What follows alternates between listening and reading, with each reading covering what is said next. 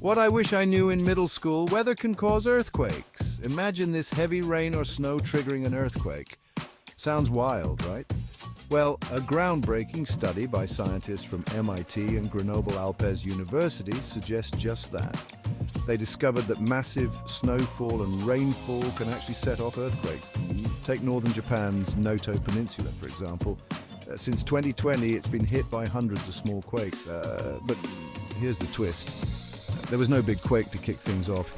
Instead, these quakes seem to sync up with changes in underground pressure, influenced by seasonal weather. The researchers think this weather-quake connection might happen elsewhere too, and with global warming, it could become even more common. So, next time you see a heavy downpour or blizzard, remember it might just be nature's way of shaking things up. Stay curious, folks.